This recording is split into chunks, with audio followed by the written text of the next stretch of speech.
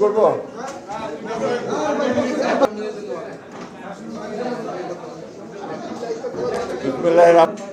আসসালামু আলাইকুম। আপনাদেরকে সকলকে আমি বিজয় দিবসের শুভেচ্ছা জানাচ্ছি এবং একই সঙ্গে এই যে শীতের আমেজ, সেই আমেজ উপভোগ করার জন্য আপনাদেরকে আমি অনুরোধ করছি। প্রিয় বন্ধুগণ, গত 18 ডিসেম্বর 2024 বুধবার রাত 8:30 বাংলাদেশ জাতীয়তাবাদী দল বিএনপির জাতীয় স্থায়ী কমিটির গুলশান কার্যালয়ে সভা অনুষ্ঠিত হয়। সভায় সভাপতিত্ব করেন আমাদের ভারপ্রাপ্ত চেয়ারম্যান জনাব তারেক রহমান। সভায় উপস্থিত ছিলেন স্থায়ী কমিটির সদস্য ডক্টর মোশাররফ হোসেন, আব্বাস, বাবু বাসব চন্দ্র রায়, ডক্টর আব্দুল মঈন খান, আমি নিজে, জনাব আমির খসরু মাহমুদ চৌধুরী, জনাব সালাউদ্দিন আহমেদ, বেগম সেলিমা রহমান, মেজর অবসরপ্রাপ্ত হাফিজউদ্দিন আহমেদ বিক্রম, অধ্যাপক ডক্টর এম জাহিদ হোসেন। সভায়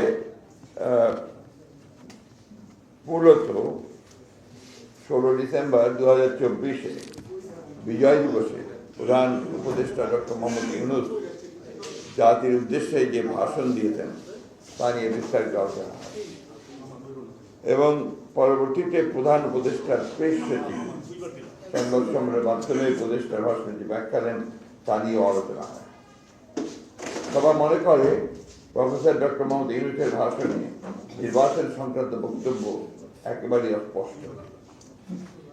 তার বক্তব্যে নির্বাচনের একটি সম্ভাব্য সময়ের কথা বলা হলেও নির্বাচনের কোনো রোড ম্যাপ সম্পর্কে কোনো সুনির্দিষ্ট বক্তব্য রাখা হয়নি।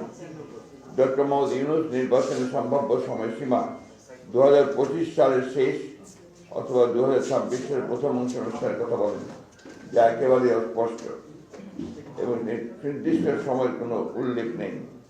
অথচ তার প্রেস সচিব বলেন 2026 সালের জুন মাসের মধ্যে নির্বাচন অনুষ্ঠিত হবে, যা পরস্পর বিরোধী।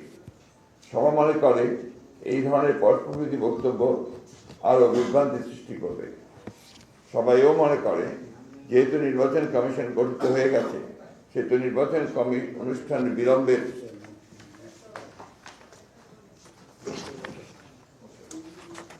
প্রয়োজন নেই। নির্বাচন কেন্দ্রিক সংস্কারগুলো দ্রুত সম্পন্ন করে নির্বাচন অনুষ্ঠান সম্ভব। জনগণ এ বিষয়ে প্রধান উপদেষ্টার নিকটস্থ সুস্পষ্ট বক্তব্য প্রত্যাশা করে। সভা মনে করে নির্বাচনের সুনির্দিষ্ট সময় রাজনৈতিক দল ও অন্যান্য অংশীদারের সঙ্গে আলোচনার মাধ্যমে নির্ধারণ করা উচিত। 3. সভায় সংবিধানের ৫ম সংশোধনী সংক্রান্ত মাননীয় হাইকোর্টের রায়ের বিষয়ে আলোচনা হয়। এ বিষয়ে আমাদের বক্তব্য আমরা তুলে ধরছি, যেটা আপনাদের ব্যাখ্যা সালাউদ্দিন সাহেব দেবেন। আমি যেটা আমাদের কাছে আছে আমি আপনাদেরকে পড়ে শোনাচ্ছি। উক্ত সংশোধনীতে মোট 55টি দফায় সংবিধানের বিভিন্ন অনুচ্ছেদে প্রস্তাবনায় ও তফসিলে ব্যাপক পরিবর্তন সংযোজন ও বিয়োজন করার মধ্য দিয়ে সংবিধানকে একদলীয় শাসন এবং রাষ্ট্র ব্যবস্থা কায়েমের প্রধানতম হাতিয়ারে পরিণত করা হয়, অর্থাৎ পঞ্চদশ সংশোধনীকে সংবিধানের মৌলিক কাঠামো এবং বেসিক স্ট্রাকচারকে ক্ষতিগ্রস্ত করে গণতন্ত্রকে বেহাত করে দেওয়া হয়। মাননীয় আদালত উন্মুক্ত আদালতের রায়ের ঘোষণার সময় কিছু কিছু বিষয়ে মন্তব্য ও পর্যবেক্ষণ সহ উক্ত সংশোধনীর গুরুত্বপূর্ণ কিছু অংশ অবৈধ ঘোষণা করেছেন এবং কিছু অংশ সংরক্ষণ করেছেন এবং অধিকাংশ আগামী সংসদের বিবেচনার জন্য ছেড়ে দিয়েছেন। কিন্তু রিট আবেদনকারীগণ, সংযুক্ত হওয়া রাজনৈতিক দলসমূহ ও অন্যান্য অংশীজন এবং দেশের আপামর জনসাধারণ আদালতের কাছে আরও বেশি কিছু সিদ্ধান্ত আশা করেছিল। রিট আবেদনকারীগণ পুরো পঞ্চদশ সংশোধনী অবৈধ ঘোষণার প্রার্থনা করেছিলেন। বিএনপি সহ অন্যান্য রাজনৈতিক দল এবং ব্যক্তিগণ রিটের পক্ষে ইন্টারভেনার হিসাবে যুক্ত হয়েছিলেন। আমরা এই রায়কে স্বাগত জানাই, অ্যাপ্রিসিয়েট করি। আদালত স্বীকৃতি দিয়েছেন যে নির্বাচিত পরবর্তী সংসদটি সংবিধান সংশোধনের একমাত্র উপযুক্ত ফোরাম। আদালত মোটা দাগে 6টি বিষয়ে অবৈধ ঘোষণা করেছেন। তত্ত্বাবধায়ক সরকার বিষয়ক অনুচ্ছেদ 58 ক ও দ্বিতীয় ক পরিচ্ছেদ বিলুপ্তিকে সংবিধানের মৌলিক কাঠামো গণতন্ত্র ধ্বংস করে দেওয়া হয়েছে বলে মন্তব্য করেছেন। খ 142 অনুচ্ছেদে গণভোটের বিধানকে স্বীকৃতি দিয়ে গণভোটের বিধান ফিরিয়ে এনেছেন।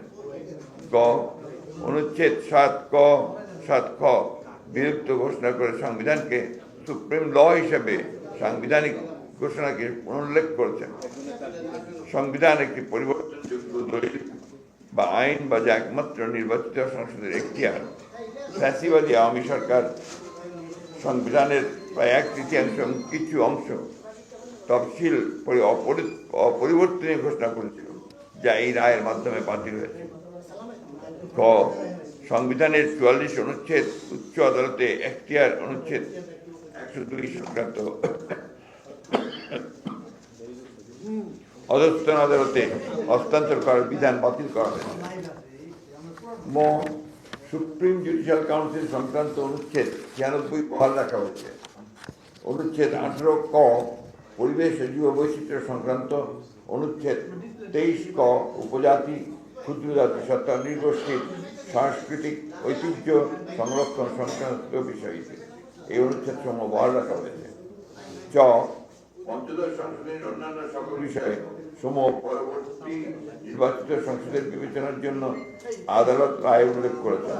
সুতরাং সংবিধানের সকল প্রকার সংশোধনী একমাত্র নির্বাচিত সংসদের এখতিয়ার ও কর্ম বা তার বিচার বিভাগীয় স্বীকৃতি দেওয়া হয়েছে।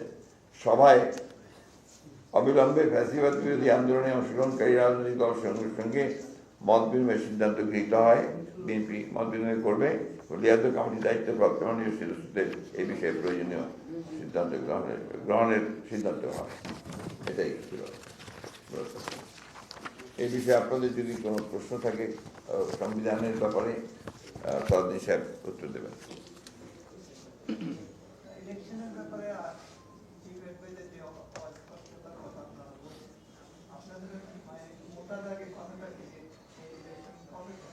আমরা তো মনে করি যে ইলেকশন আপনার এখন ইলেকশন কমিশন গঠন হয়ে আছে, সুতরাং ইলেকশন পরিচালনা করবার কন্ডাক্ট করবার জন্য তার প্রস্তুতি নেওয়ার, তো সেই ধরনের কোনো প্রবলেম তো নাই। সুতরাং অতি দ্রুত সেটা করা সম্ভব। কিন্তু আমরা যেটা আশা করেছিলাম যে আমরা সেটা বলেছি যে চিফ অ্যাডভাইজার সুনির্দিষ্ট একটা সময়ের মধ্যে একটা রোড ম্যাপ দিয়ে দেবেন, সেটা তিনি দেননি। এটা আপনারা আমাদেরকে কিছুটা হতাশ করেছে, একই সঙ্গে জাতিকেও কিছুটা। আর তারপরে তার প্রেস সচিব যে কথা বলেছেন, এই কথাটা আবার সাংঘর্ষিক কথা হয়ে গেছে। তিনি বলেছেন যে আপনার 25-এর শেষের দিকে অথবা আপনার 26-এর প্রথম দিকে চিফ অ্যাডভাইজার বলেছিলেন, আর উনি বলছেন যে জুনের মধ্যে নির্বাচন হবে। তো এক্স্যাক্টলি আমরা বুঝতে পারছি না যে কোনটা সঠিক।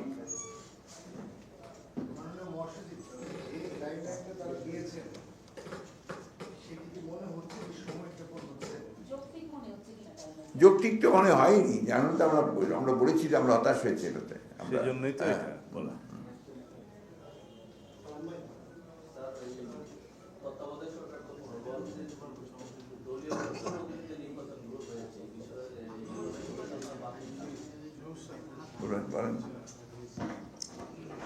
তত্ত্বাবধায়ক সরকার ব্যবস্থা পুনর্বহাল হলো, এই কথাটা এখনো পুরোপুরি বলা যাবে না, যেহেতু সংবিধানের ৫৫ সংশোধনের মাধ্যমে তত্ত্বাবধায়ক সরকার ব্যবস্থা বিলুপ্ত করা হয়েছিল, সেটাকে অবৈধ ঘোষণা করা হয়েছিল। কিন্তু ইতিপূর্বে অ্যাপিলেট ডিভিশনে জাস্টিস, আমরা বলি জাস্টিস খায়রুল হক, যে তত্ত্বাবধায়ক সরকার ব্যবস্থাকে উড়িয়ে দিলেন, সেটা রিভিউতে ফাইনাল জনগণের পক্ষে আসলে তখন এক্স্যাক্টলি তত্ত্বাবধায়ক সরকার ব্যবস্থা পুনর্বহাল হবে। তা আমরা আশা করি সেটা হবে। এবং তত্ত্বাবধায়ক সরকার ব্যবস্থার বাইরে 2014, 18 এবং 2024-এর যে একটা ভোটারবিহীন আর একটা রাতের ভোট আর একটা হচ্ছে দামি ভোট, যেটা এই বিষয়ে যদি আদালতের কাছে কেউ কোনো রকমের আবেদন করে, তখন আদালত এটা বলতে পারবে। আমাদের পক্ষ থেকে আমরা এখনো পর্যন্ত এই বিষয়ে এটাই বক্তব্য দিয়েছি যে কিন্তু সবগুলো অবৈধ সংসদ ছিল।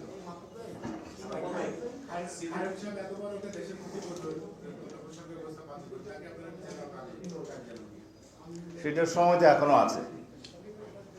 সময় যখন আসবে, যখন আমাদের সেই সুযোগ আসবে তাকে বিচারের আওতায় নিয়ে আসার, তখন নিশ্চয়ই নিয়ে আসবে। এই রায় নিয়ে আপনাদের আর কি এক্সপেকটেশন ছিল? যে কিছু আশা ছিল আসলে পুরো সংশোধনীটাই বাতিল করা উচিত ছিল? এই আইনে আমরা যেটা মনে করি যে আমরা যে বক্তব্যগুলো দিয়েছিলাম, এটা সাধারণ সাহেব ভালো বলতে পারবেন। আমরা আপনার কতগুলো আমরা যে অ্যাপ্লিকেশন অ্যাপ্লাই করেছিলাম, আমাদের তরফ থেকে যেটা আমরা আপনার কোর্টকে দিয়েছিলাম, সেখানে আমরা কিছু রেখে, প্রিএম্বলে কিছু রেখে, এবং সেই সঙ্গে আপনার আবার কিছু পরিবর্তন করে আমরা কিছু প্রস্তাব দিয়েছিলাম। সেটা পুরোপুরিভাবে আসেনি।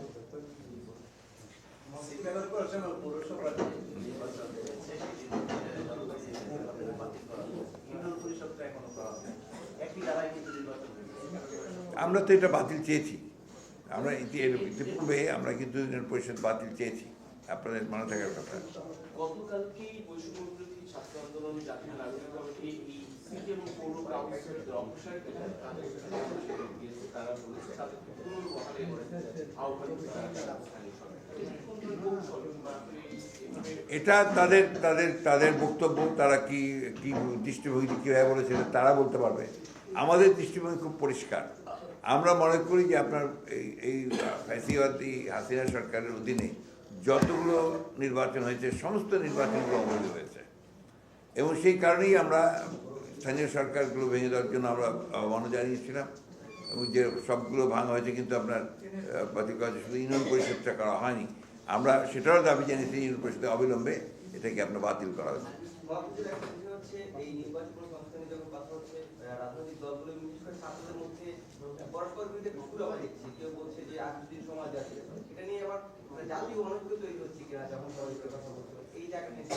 এই বিষয়টা নিয়ে আমরা কথা বলেছি। আমরা মনে করি যে এই বিষয়ে সবচেয়ে বড় ভূমিকা পালন করা দরকার আপনার এই অন্তর্বর্তীকালীন সরকারের। তাদের দায়িত্ব হচ্ছে এখন সমস্ত স্টেক হোল্ডারদের সঙ্গে আলোচনা করে এই বিষয়ে যেন কোনো বিভ্রান্তি সৃষ্টি না হয়, সেই হিসাবে আপনার একটা তারিখ নির্ধারণ করার, সময় নির্ধারণ করা যেতে পারে, এবং সেটাই উচিত বলে আমরা মনে করি। জি, থ্যাংক ইউ।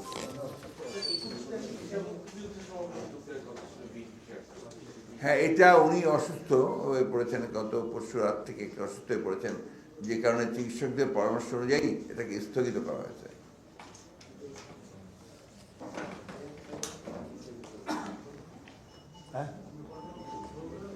না না, কোয়েশ্চেন থাকলে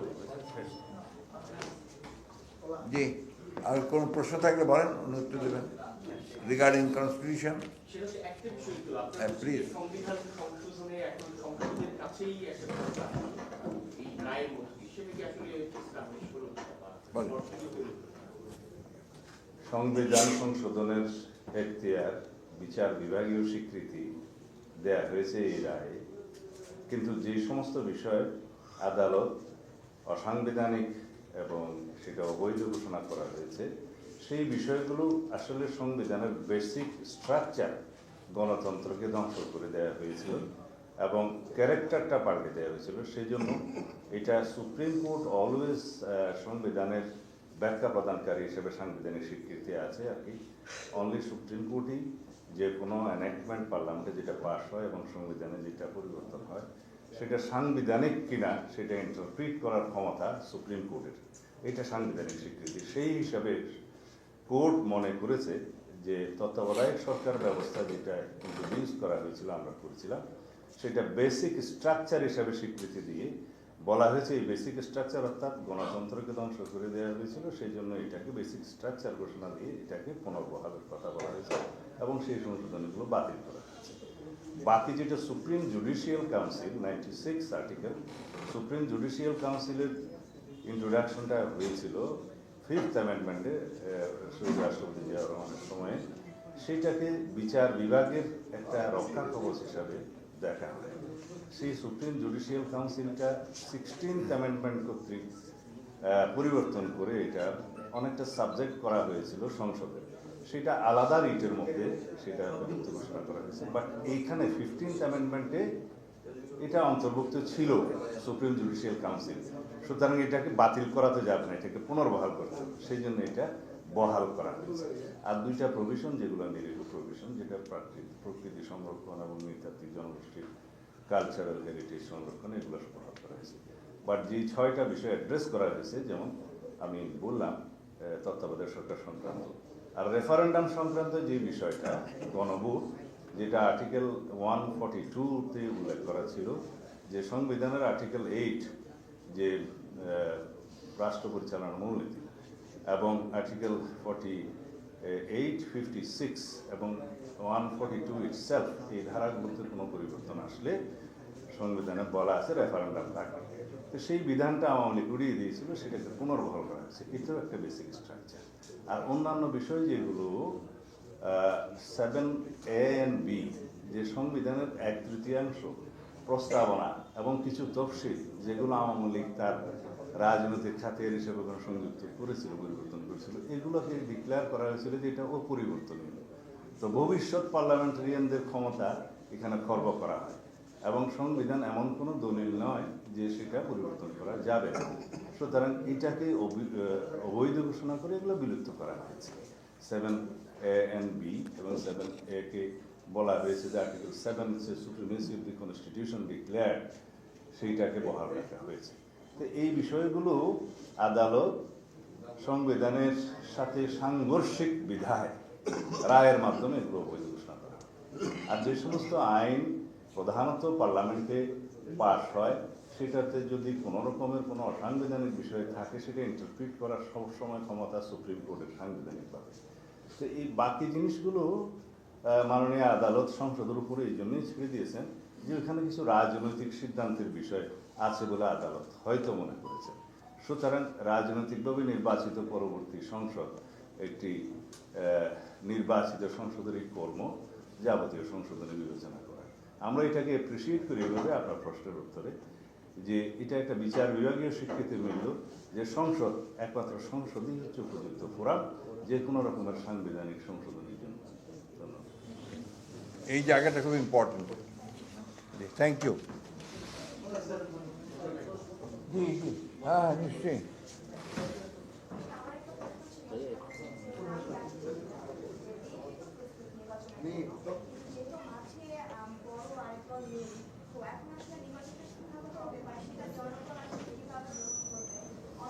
না, আমার তো মনে হয় এটা নিয়ে কোনো সংশয় থাকার কথা নয়। রাজনৈতিক দলগুলো তো আছে, সব রাজনৈতিক দল আছে, এবং রাজনৈতিক দলগুলো যারা নির্বাচন করে তারা নির্বাচন করবে। এখানে বড় দল ছোট দল নিয়ে তো কোনো কথা নেই। এখানে গণতন্ত্রের মধ্যে একটা নির্বাচন যখন হয় তখন সব দলই নির্বাচনে অংশগ্রহণ করে যারা করেন, এবং সেখানে নির্ভর করে যে যেভাবে আসবে। তো বড় দল থাকলে ছোট দল থাকবে না, বা ছোট দল থাকলে বড় দল সমস্যা হবে, এই ধরনের কোনো বিষয় তো নাই। ঘোষণা জি,